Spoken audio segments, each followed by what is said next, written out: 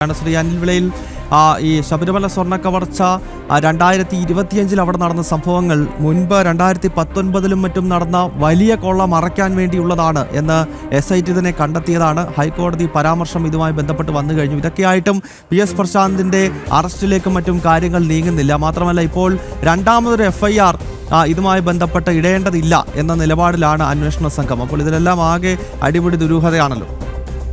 അതെ, തീർച്ചയായിട്ടും ഈ മോഷണത്തിന്റെ കാര്യത്തിലും മോഷണം തെളിയാതിരിക്കുന്ന കാര്യത്തിലും പ്രതികളെ വിടേണ്ട കാര്യത്തിലുമൊക്കെ ഇവരൊക്കെ LDF UDF ഒരേ തൂവൽ പക്ഷികളാണെന്നുള്ളതിന്റെ സൂചനയാണിത്. കാരണം ഇതിനകത്ത് കുറെ നാളായിട്ട് ഈ കേസുകൾ അട്ടിമറിക്കാനും പരസ്പരം സഹായിക്കാനും ഉള്ള ഒരു കുറുമുന്നണി സംവിധാനം LDF UDF സംവിധാനങ്ങളിൽ ഉണ്ടായിട്ടുണ്ട്. അതിന്റെ ഭാഗമായിട്ടാണല്ലോ കഴിഞ്ഞ ദിവസം നമ്മളുടെ മുൻ ദേവസ്വം മന്ത്രിയായിട്ടുള്ള കടകംപള്ളി സുരേന്ദ്രൻ യാതൊരു മറയുമില്ല. നമ്മൾ ഓർക്കണം, മാധ്യമപ്രവർത്തകർ ഇത്ര വിജിലന്റായി നിൽക്കുന്ന കേരള സമൂഹത്തിൽ ഒരു മറയും കൂടാതെ ഹെൽമറ്റ് പോലും വെക്കാതെ കേരളത്തിലെ ആഭ്യന്തരമന്ത്രി രമേശ് ചെന്നിത്തലയുടെ വീട്ടിലേക്ക് കയറിപ്പോയത് ഇതിന്റെ ഭാഗം തന്നെയാണ്.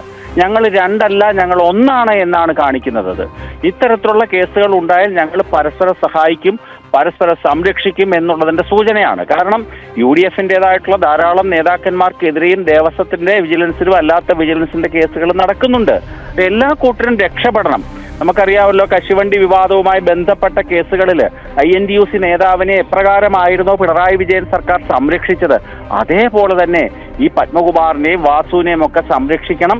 അതിന്റെ പ്രത്യുപകാരമായിട്ട് ഏതെങ്കിലുമൊക്കെ ഞങ്ങൾ ചെയ്തു തരാം, അതിന്റെ ഭാഗമായിട്ട് പ്രശാന്തിനെതിരെ നടപടികൾ ഉണ്ടാവരുത് തുടങ്ങിയ ഒരു ധാരണ രണ്ട് മുന്നണികളും തമ്മിൽ ഉണ്ടാക്കിയിട്ടുണ്ട്. മോഷണത്തിനകത്ത് ഇവർ യുണൈറ്റഡ് ഫ്രണ്ട് തന്നെയാണ്, UDF അല്ല.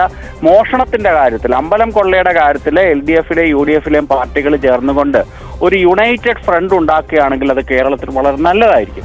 നാട്ടുകാരെ പറ്റിക്കുക എന്നുള്ളതിനപ്പുറം ഇവർക്ക് യാതൊരു ലക്ഷ്യവുമില്ല.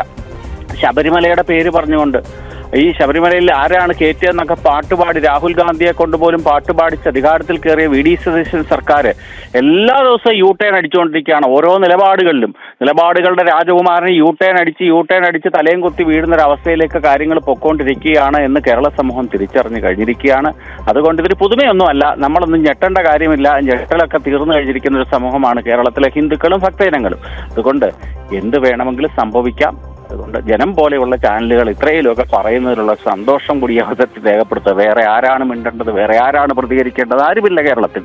അപ്രകാരം പ്രതികരിക്കുന്ന ജനം TV മോശക്കാരാകുന്നു. ജനം TVയുടെ മാധ്യമപ്രവർത്തകരെ വെല്ലുവിളിക്കുന്നു. ഇവിടുത്തെ പെന്തക്കോസ്ത് സഭ പോലും ജനം TVക്കെതിരെ കൺവെൻഷൻ നടത്തുന്നു. അവർക്ക് ക്രിസ്തുവിന്റെ കൺവെൻഷൻ അല്ല വേണ്ടത്, ജനം TVക്കെതിരായിട്ടുള്ള കൺവെൻഷനുകൾ പോലും നടക്കുന്ന ഒരു കാലഘട്ടം. അത് തന്നെയാണ് ശ്രീ അനിൽ വിളയിൽ. ജനം TV മാത്രമാണ് ഇത്തരം വിഷയങ്ങൾ സ്വാഭാവികമായും കേരളത്തിൻ്റെ പൊതുസമൂഹത്തിന് മുന്നിലേക്ക് എത്തിക്കുന്നത്. അതിനാൽ നാളെ ഇപ്പോൾ ജനം TVക്കെതിരെ വലിയ പ്രതിഷേധ സമ്മേളനമൊക്കെ ഇവിടെ ചില ആളുകൾ നടത്തുകയാണ്.